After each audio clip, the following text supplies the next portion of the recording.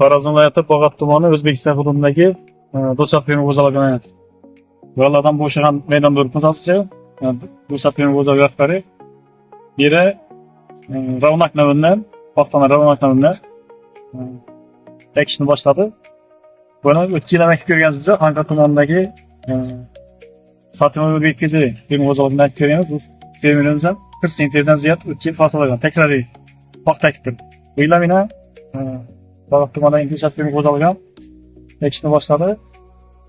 Bog'ot tumani Dilshod fermer xo'jaligida bu g'alladan keyingi ikkinchi ekin maydonidan shu plyonka hosilida xizmat xodimlari kelib turib, men o'zi aslında birinchi oq plyonkadan boshlaganman buni, keyin bu yog'ina hosilimiz ko'ramiz deb mana ko'k plyonka, yashil plyonkaga ham ishladik mana.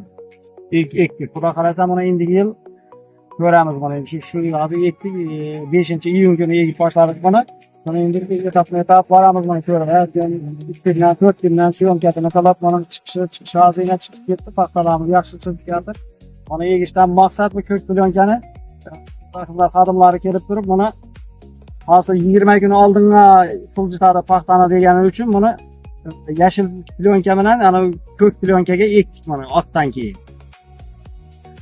Buni xudo xolasa hosilini ko'ramiz, mana boraveramiz. Qaysini 3 xil svetdazi bir nega bug'doyning ortına egildi bu paxta, pat plyonka.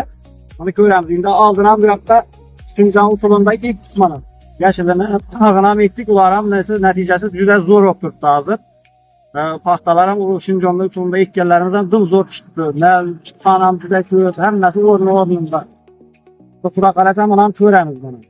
20 kun aldilatadi endi hozir uje chiqib boshladi. Paxtalarning izinden ham başta yetishib boradi bu xudo xolasa chiqib ketsin.